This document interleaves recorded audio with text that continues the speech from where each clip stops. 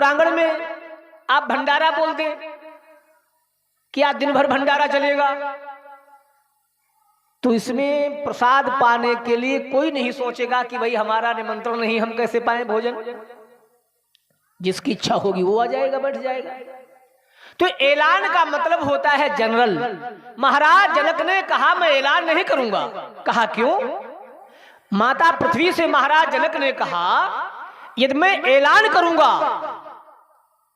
तो लंका का राजा रावण भी आएगा, क्योंकि क्षत्रियों की सभा में ब्राह्मणों को आने से कोई नहीं रोक सकता है। और जिस रावण ने भगवान शिव के सहित कैलाश को उठा लिया हो, तो क्या वो धनुष को उठा करके नहीं तोड़ सकता है? वसुंधरे, कदाचित रावण ने आकर के धनुष को तोड़ दिया तो क्या मैं अपनी पुत्री का विवाह उस रावण के साथ कर दूंगा? इसलिए मैं ऐलान नहीं करूंगा। माता पृथ्वी ने कहा महाराज आप ऐलान करिए, धनुष वही उठाएगा जिसको मैं चाहूंगी। महाराज जनक ने माता पृथ्वी के कहने पर ऐलान कर दिया। बड़े बड़े राजा अधिराजा आने लगे, अपने बल पौरुष के आजमाइश करने लगे, किसी के हाथों से धनुष नहीं उठा। उसी सभा में कुछ समय के बाद रंगभूमि में भगवान श्री राम पहुंचे। बड़े बड़े योद्धा धनुष उठा रहे थे। जब कोई नहीं उठा सका तो महाराज जनक थोड़ा दुखी हो गए। उनकी आंखों में आंसू आ गए कि एक साथ 10,000 राजाओं ने धनुष को उठाने का प्रयास किया, लेकिन एक भी राजा, एक भी क्षत्रिय इस धनुष को नहीं उठा सका। तो महाराज जनक जी दुखी हो गए, आंखों में आंसू छलक आए, रोने लगे और बोले ये मैं जानता होता कि पृथ्वी वीरों से रहित हो गई है तो मैं ऐसी प्रतिज्ञा नहीं करता। क्या बोले? हे दीप दीप के राजा गण हम किसे कहें बलशाली।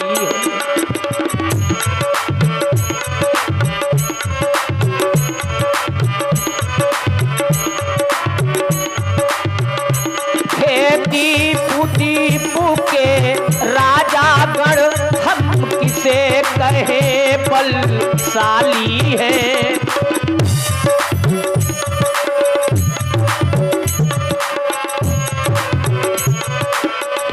हमको तो यह भी श्वास हुआ पृथ्वी वीरों से खाली है।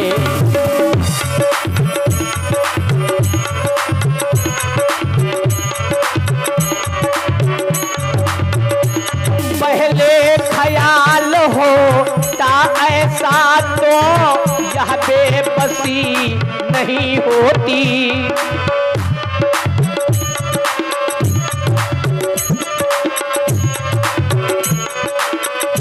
हम करते नहीं प्रतिज्ञा यहाँ तो ऐसी हंसी नहीं होती।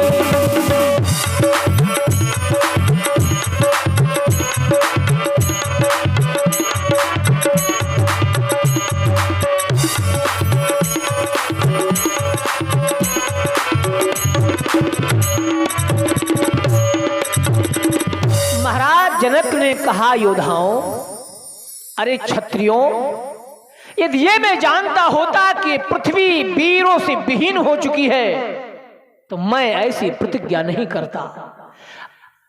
यदि ये जानता होता कि ये पृथ्वी वीर विहीन हो चुकी है तो मैं ऐसी प्रतिज्ञा नहीं करता। अब क्या करें? यदि अपनी प्रतिज्ञा को तोड़ता हूं तो कुल की कीर्ति पे दाग लगेगा, और यदि अपनी प्रतिज्ञा को रखता हूं तो मेरी पुत्री कुंवारी रह जाएगी। महाराज जनक बड़ा दुखी हुए। जब महाराज जनक जी के श्री मुख से ऐसे शब्दों को लक्ष्मण ने सुना तो कहा प्रभु यदि आपका आदेश हो तो इस ब्रह्मांड को, धनुष की बात क्या है, इस ब्रह्मांड को गेंद की तरह उठा सकता हूं, कच्चे घड़े की भांति से फोड़ सकता हूं, छतरी के डंठल के समान इसे तोड़ सकता हूं। भगवान राम ने कहा लक्ष्मण बहुत बोल चुके हो, अब मौन हो जाओ। कहा प्रभु अभी बहुत कहां बोला, अरे जहां पर एक भी रघुवंशी होता है वहां पर किसी में इतनी क्षमता नहीं कि जो ऐसे शब्द बोल दे। और जहां पर जिस सभा में दो दो रघुवंशी बैठे हो वहां पर उन क्षत्रियों के बल को चुनौती दी जा रही हो।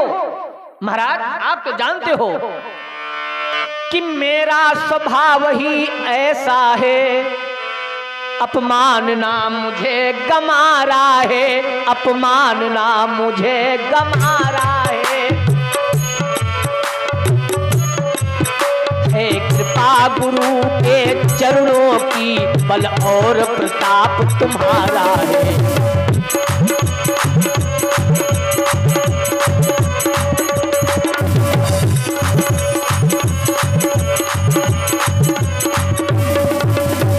महाराज लक्ष्मण ने कहा प्रभु यदि आपकी आज्ञा हो तो इस ब्रह्मांड को कच्चे घड़े की तरह फोड़ सकता हूं। भगवान राम ने कहा बस यही तो अधिक बोल गए हो लक्ष्मण, यदि ब्रह्मांड को फोड़ दोगे तो फिर स्वयं कहां रुकोगे। लक्ष्मण ने कहा प्रभु बहुत नहीं बोले, वो आपकी कृपा के ऊपर बोल पड़े, क्योंकि हमने कच्चे घड़े की तरह फोड़ने के लिए कहा है। ध्यान से समझिएगा, कच्चा घड़ा जब फूटता है तो दोबारा बनाया जा सकता है, और जब पक्का घड़ा फूटता है तो दोबारा बनाया नहीं जा सकता है। लक्ष्मण ने कहा प्रभु आपके बल पर हमने बोले, क्योंकि आप तो इस ब्रह्मांड को फिर से बना दोगे ना, तो मैं कच्चे घड़े की तरह फोड़ने की बात कही है। कहा कुछ भी कहा हो ठीक है लक्ष्मण बैठ जाओ। लक्ष्मण भैया तो बैठ गए। अब भगवान श्री राम गुरु जी के द्वारा जब आदेश पाते हैं, गुरु जी कहते हैं राम कि उठहु राम भंजहु भव चापा,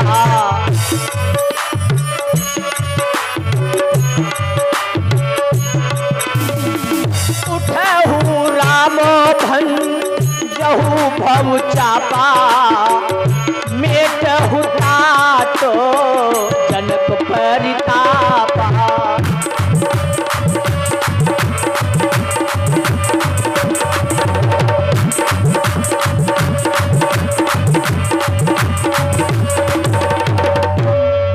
गुरुदेव ने कहा राम उठो और शिव जी के विशाल धनुष को तोड़ करके और महाराज जनक के ताप को दूर करो। गुरु जी का आदेश पा करके जब प्रभु राम चले तो माता सुनैना को भी बड़ा कष्ट हुआ। माता सुनैना ने विचार किया कि बड़े बड़े योद्धा धनुष को तिल भर हिला नहीं पाए और ये सुकुमार बालक धनुष को कैसे तोड़ेगा।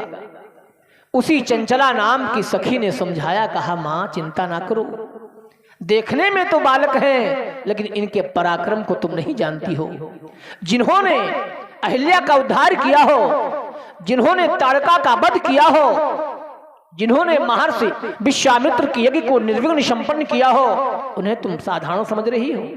खैर इधर उस सखी ने माता सुनैना को तो शांति दिलाई और भगवान राम चलते चलते जब धनुष के निकट पहुंचते हैं, तो जब धनुष के निकट पहुंचे प्रभु श्री राम, तो जब धनुष को देखा, लिखा है गोस्वामी जी महाराज ने, लखन लख्यौ रघुवंश मणि ताक्यौ हर को दंड, पुलक गात बोले बचन चरण चापि ब्रह्मांड।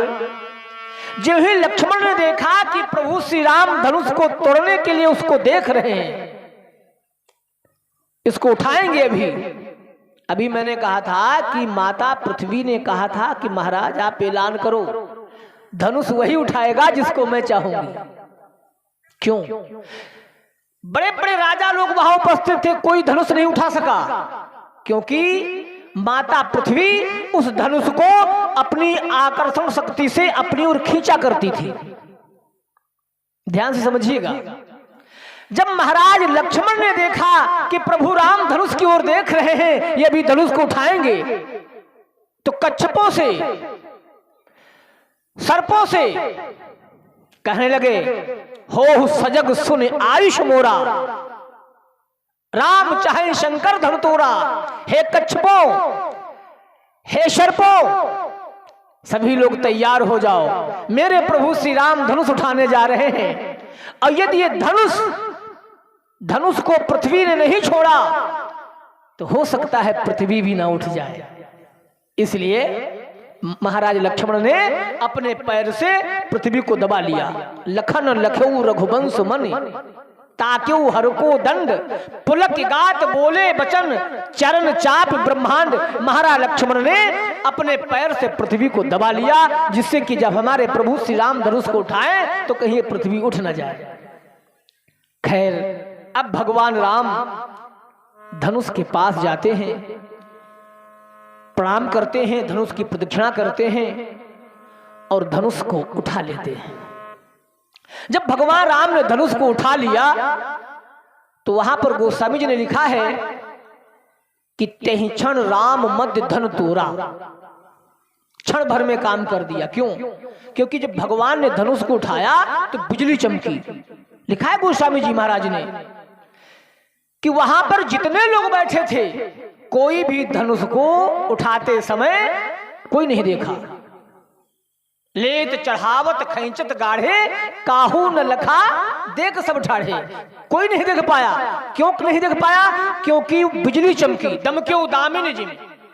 जब भगवान राम ने धनुष को उठाया तो इतने जोर से बिजली चमकी कि सबकी आंखें झपक गईं, और जितने समय में आंखें झपकी उसी समय सारे कार्य भगवान ने कर दिया। धनुष को तोड़ रहा और धनुष को तोड़ करके जमीन में डाल दिया। अब माता सीता अपनी सखियों के साथ भगवान राम को माला पहनाने के लिए चलती हैं। तो जब भगवान राम को माला पहनाने चली तो देखा भगवान राम मंच के ऊपर खड़े थे। तो एक सखी ने महाराज जनक जी की ओर इशारा किया, कहा महाराज राम से कह दो कि अपना सर झुका दे, सीता माला पहना दे। महाराज जनक ने कहा ऐसा है, मैं कोई भी कार्य मर्यादा विहीन नहीं कर सकता। अपने होने वाले दामाद को अपने द्वार पर हम झुकने के लिए कहें, ऐसा तो असंभव है। हमारी प्रतिज्ञा पूर्ण हो गई है, अब आप माला कैसे पहनवाती हैं ये आप लोगों का कार्य है, जैसे हो सके वैसे करो। खैर, महाराज जनक जी ने नहीं कहा राम जी से कि मैं अपने द्वार पर अपने दामाद से झुकने के लिए कह दूं, ऐसा तो नहीं होगा। तो दूसरी सखी ने जाकर के महाराज विश्वामित्र से कहा महाराज आपके तो शिष्य हैं, राम से कह दो कि सर झुका दे, सीता माला पहना दे। महाराज विश्वामित्र ने कहा हम तो संत ठहरे, गृहस्थों के क्या नियम होते हैं, उनका क्या होता है सिस्टम, वो जाने, हमारा जो कार्य था वो हमने करवा दिया। तो एक दूसरी सखी ने कहा लक्ष्मण अरे तुम्हारे भाई हैं, तुम ही कह दो। कहा वाह, एक छोटा भाई बड़े भाई से झुकने के लिए कह दे, ऐसा तो नहीं हो सकता है। तो माता सीता ने स्वयं कहा लक्ष्मण तो ऐसा करो कि हे शेष के अवतार हमें दे दो सहारा, हमें दे दो सहारा।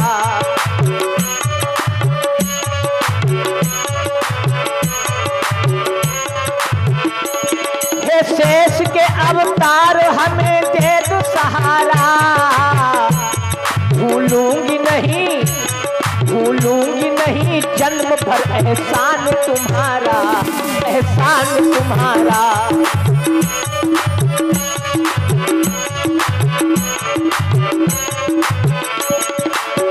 जब माता सीता ने कहा भैया थोड़ा एहसान कर दो, तो लक्ष्मण ने कहा मां आज्ञा दो, क्या करना है।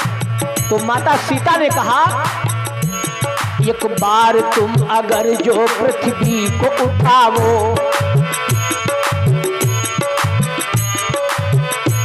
एक बार तुम अगर जो पृथ्वी को उठाओ, एक बार तुम अगर जो पृथ्वी को उठाओ, तेरे भैया को अपने स्वामी को भाभी तेरी जयमाल पहनावे, जयमाल पहनावे।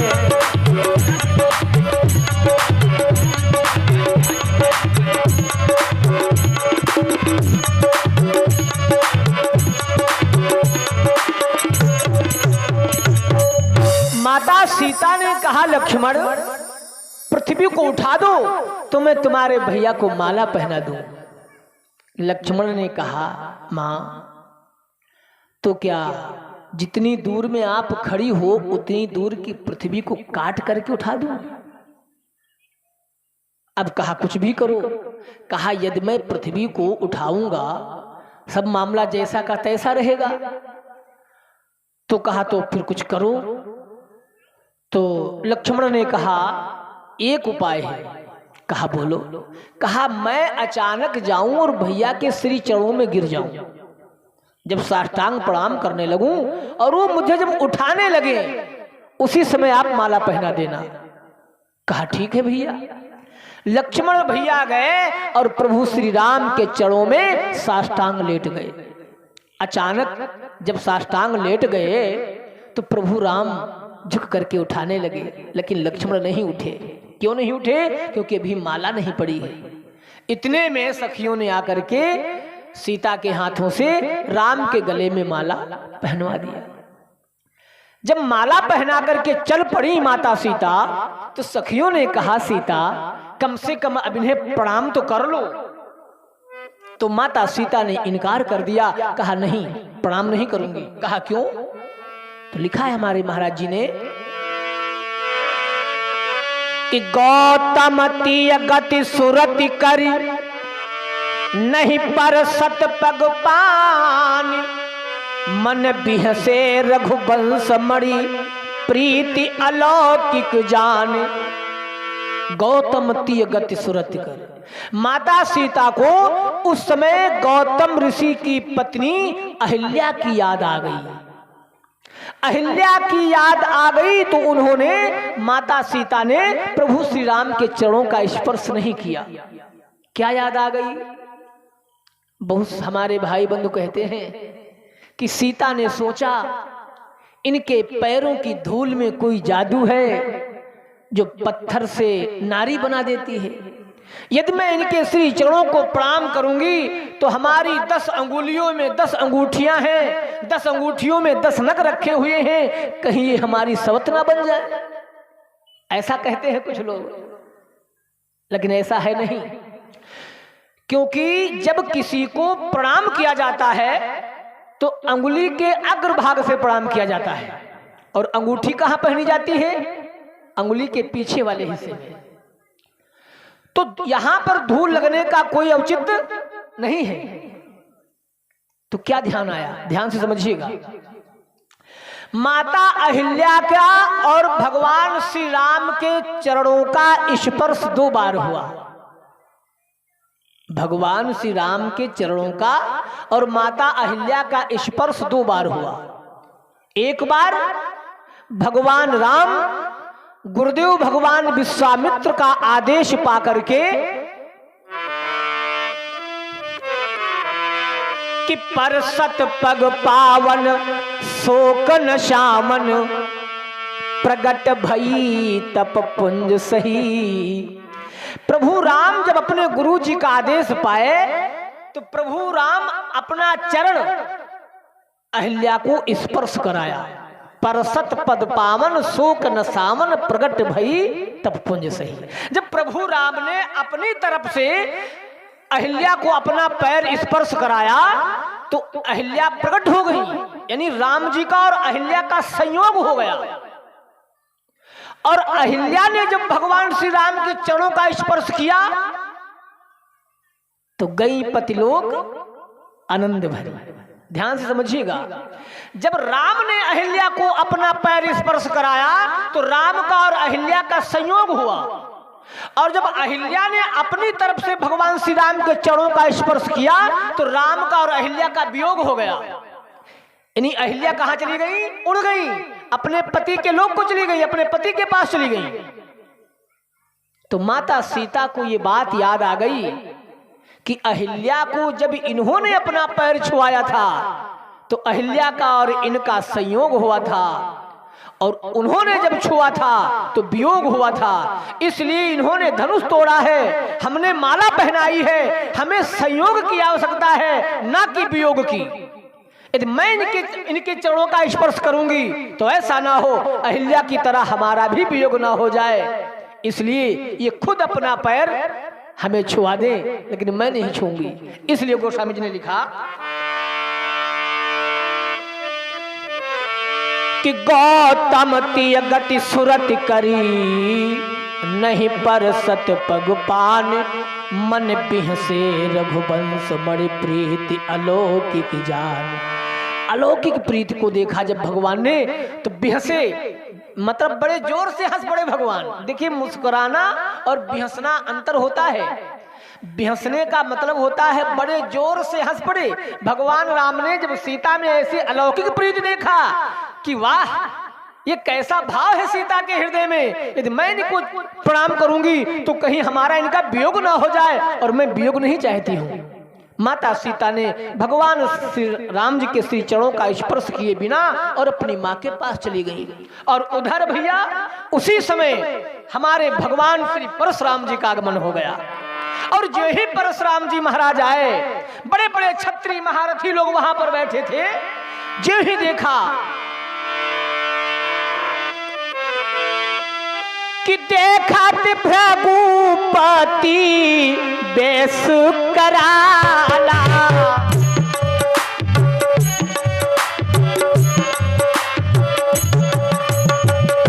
देखा भृगुपति बेस कराला, उठे सकाला भय विकल भुवाला।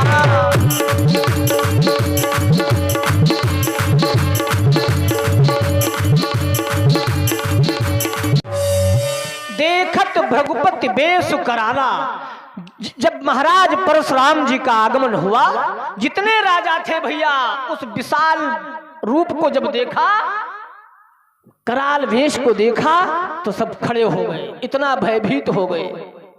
तुरंत परशुराम जी भगवान के चरणों में गिरने लगे। पित समेत तो कही कही निज नामा, लगे करण सब दंड प्रणामा।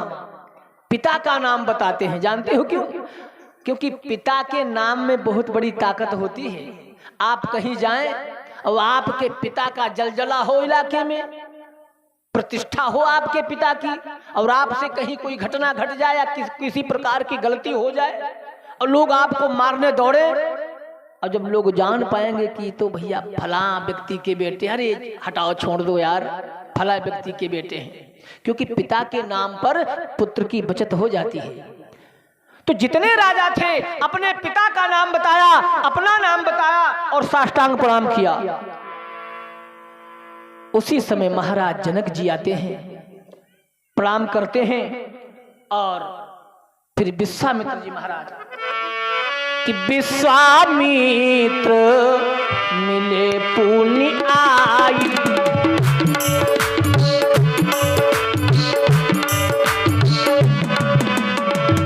विश्वामित्र मिले पुण्य आई, पद सरोज में मेरे दो भाई।